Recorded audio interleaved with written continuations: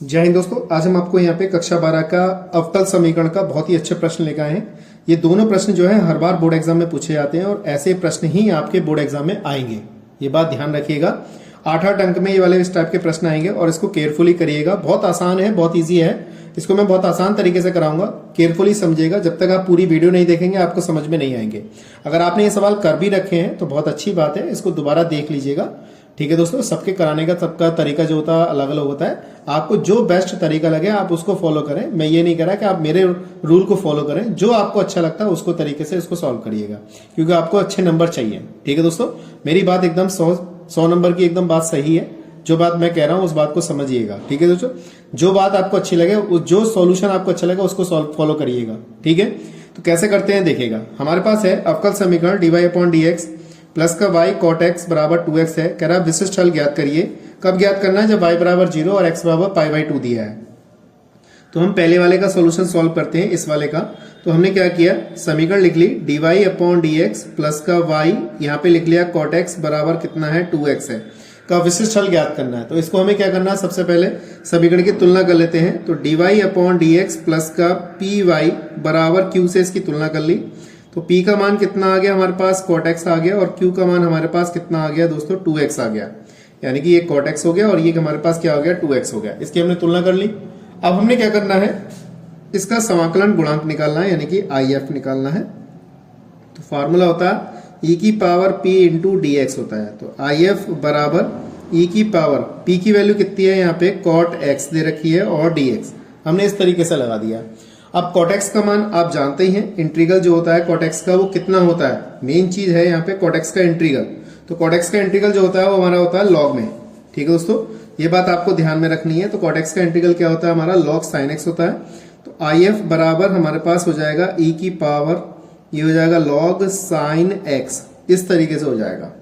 ठीक है, इसके बाद हमारे पास यहाँ पे e होता है, तो e से ये हट जाता है, sin x रह जाएगा। तो IF कितना आ गया हमारे पास, केवल sin x आ गया। IF कितना आ गया, sin x आ गया। अब हमें निकालना है इसकी समीकरण। तो समीकरण क्या है हमारे पास, समीकरण भी देख लो। समीकरण यहाँ पे बना देता हूं मैं।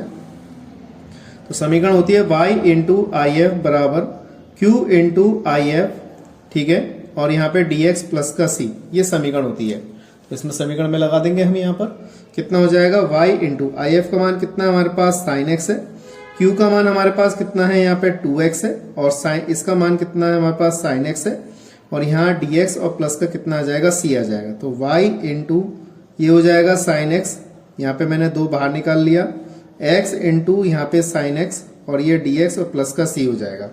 तो यहाँ पे अगर देखें तो आइलेट वाला फंक्शन लगेगा, क्योंकि 2 पद आ गए, क्योंकि इंटीग्रेशन कर रहे हैं। तो पहला पद हमारे पास x रहेगा, दूसरा पद हमारे पास sin x रहेगा। तो y इंटू यहाँ पे sin x बराबर 2, तो ब्रैकेट में लगाएंगे। तो पहला पद हमारे पास ऐसे ही रहेगा, दूसरे का इंटीग्रल करेंगे यहाँ पर, और माइनस यहाँ पे लिख देंगे पहले पद का डिफरेंशियल। पहला पद हमारे पास x है, दूसरे का इंटीग्रल यानी कि sin x और dx, ब्रैकेट बंद कर लेंगे, इस तरीके से लिखेंगे। ठीक है, तो y इंटू यहाँ पे हो जाएगा हमारे पास sin x आ जाएगा 2, ये होगा x, और sin x का हो जाएगा माइनस के cos x हो जाएगा, माइनस चिन्ह रहेगा, x का डिफरेंशियल 1 हो जाएगा, ये हो जाएगा माइनस का cos x, dx ये रहा हमारे पास, और ब्रैकेट हमने यहाँ पे क्या कर लिया, बंद कर लिया। ठीक है, तो y इंटू यहाँ पे आ गया हमारे पास sin x, 2 से अंदर मल्टीप्लाई करते हैं तो 2x, ये हो जाएगा cos x, minus minus plus, तो cos x का क्या हो जाएगा, प्लस के यहाँ पे हो जाएगा sin x, और प्लस का क्या आ जाएगा, c आ जाएगा। ये हमारे पास समीकरण नंबर 1 आ गई। अब हमने क्या करना, हमारे पास ये समीकरण आ गई है। अब वो ये कह रहा है कि ये वाली जो समीकरण है वो y बराबर 0 और x बराबर π/2 से होकर जाती है। तो यहाँ पे लगा देते हैं। तो हम x बराबर क्या लगाते हैं, यहाँ पे π/2 लगाते हैं, और y बराबर क्या लगाते हैं, 0। तो यहाँ पे लगाते हैं। तो y का मान 0, यहाँ पे साइन π/2 हो गया, माइनस का 2 इंटू π/2, यहाँ पे cos x की जगह π/2, प्लस का साइन यहाँ पे आ गया π/2, और प्लस का कितना आ जाएगा, यहाँ पर c आ जाएगा। ठीक है दोस्तों, धीरे धीरे 0 हो गया, यहाँ पे ये 2 से 2 कट गया, तो माइनस का पाई बचा, cos 90। ठीक है दोस्तों, cos 0 का मान 1 होता है, cos 90 का मान 0 होता है। तो यहाँ पे हो गया हमारे पास इतना। तो यहाँ पर पास कितना है, साइन, ये कितना है, साइन 90, साइन 90 का मान कितना हो गया 1, और प्लस का कितना आ गया हमारे पास, c आ गया। ठीक है दोस्तों, मैं समझता हूँ ये चीज आपको अच्छी तरह समझ में आ गई होगी।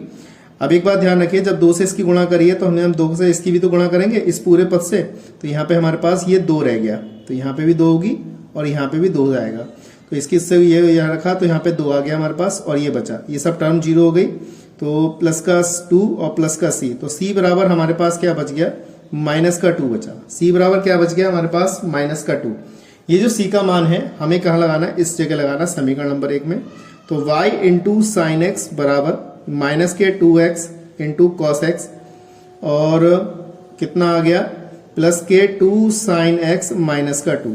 तो ये हमारे पास क्या है, इसका विशिष्ट हल है अवकल समीकरण का। आप चाहें तो ये साइन एक्स इसके नीचे भेज दीजिए, यहाँ भेज दीजिए, यहाँ भेज दीजिए, वरना आप यहीं पे छोड़ दीजिए इसका आंसर। ठीक है दोस्तों, तो आपके 8 नंबर यहाँ पे पक्के हो जाएंगे। ठीक, तो मैं समझता हूँ ये चीज आपको अच्छी तरह समझ में आई होगी। इसी प्रकार से अगला प्रश्न देखिएगा, अवकल समीकरण dy अपॉन dx दे रखा, y इंटू कॉट एक्स बराबर 4x cosec x दिया है, तो इसका हमें विशिष्ट हल ज्ञात करना है। तो सबसे पहले हम इसकी क्या करते हैं, तुलना करते हैं। समीकरण लिख लेता हूँ, dy अपॉन dx प्लस का y cot x बराबर कितना है, 4x इंटू cosec x।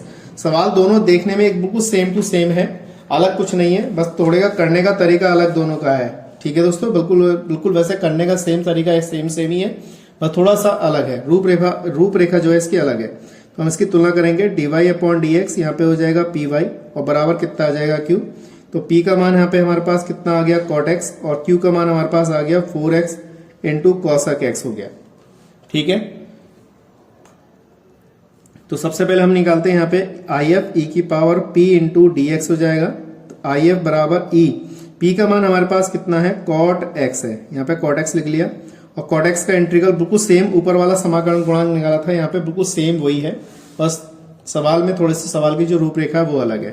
तो यहाँ पे हो जाएगा हमारे पास log, यहाँ पे आ जाएगा sin x, इसे ये हट जाएगा, तो if कितना आ गया हमारे पास, sin x आ गया। तो समाकलन गुणांक कितना आ गया, sin x। अब यहाँ पे हम क्या करेंगे, इसका समीकरण निकालेंगे, विशिष्ट हल ज्ञात करेंगे। तो देखिए मैंने यहाँ पे इसको कर दिया, तो y इंटू यहाँ पे आएगा if बराबर q इंटू if, यहाँ पे dx और प्लस का कितना आ जाएगा, c आ जाएगा। ठीक है, y इंटू if का मान हमारे पास कितना है, यहाँ पे sin x है, और बराबर q का मान हमारे पास कितना है, q का मान है 4x, और यहाँ पे क्या है, cosec x, और if का मान हमारे पास कितना है, sin x है, dx और प्लस का कितना आ गया, c आ गया। ठीक है दोस्तों, इतना समझ में आ गया होगा। तो y इंटू यहाँ पे sin x बराबर यहाँ आ गया 4x, cosec का उल्टा होता है sin, तो यहाँ पे लिख दिया हमने sin x, ये आ गया हमारे पास sin x dx प्लस का c, sin से sin कट गया, तो y इंटू sin x बराबर ये आएगा हमारे पास 4x, यहाँ पे क्या बचा, dx और प्लस का क्या बचेगा, c। इसका इंटीग्रल कर लीजिए, 4 sin x बराबर 4x स्क्वायर अपॉन 2 प्लस का c, 2 से 2 कट गया, 2 दूनी 4, ये आ गया हमारे पास। तो y इंटू यहाँ पे आया sin x 2x square plus का c, इसको समीकरण नंबर 1 मान लिया। अब ये भी समीकरण किससे होकर जा रही है, y बराबर 0, x बराबर π/2 से होकर जा रही है, तो यहाँ पे लगा देंगे। तो हमने x बराबर तो यहाँ पे लगा दिया π/2 और y बराबर क्या लगा दिया, 0, यहाँ पे लगा देते हैं। तो y की जगह तो हमने 0 लगाया, यहाँ पे sin π/2 लगा दिया, बराबर 2x, x की जगह पे π² 4 लगा दिया और प्लस का c हो गया। ये तो 0 हो गया, ये कट जाएगा, तो π² अपॉन 2 प्लस का c, तो c बराबर माइनस के π² अपॉन में 2 आ गया। तो c की वैल्यू हमारे पास इतनी आ गई। अब ये वाला मान कहाँ लगाना है, यहाँ लगा देना, आंसर आ जाएगा। तो कितना आ गया, y sin x बराबर 2x स्क्वायर माइनस के π² 2, यही हमारा क्या है, इसका विशिष्ट हल है। आप चाहें तो sin x इधर भेज सकते हैं और यही हमारा क्या होगा, इसका सोल्यूशन होगा। तो मैं समझता हूँ आपको ये चीज अच्छी तरह समझ में आई होगी। ऐसे सवाल जो है आपके 8-8 अंक में बोर्ड एग्जाम में पूछे गए हैं, तो इसको केयरफुली करिएगा। जितना प्रैक्टिस कर सकते हैं उतना प्रैक्टिस करिएगा, क्योंकि प्रैक्टिस करने से ही आपकी गणित जो है अच्छी हो सकती है। ठीक है दोस्तों, तो आज के लिए इतना ही। नेक्स्ट वीडियो में मिलते हैं ऐसे इंटरेस्टिंग क्वेश्चनों के साथ। जय हिंद, जय भारत।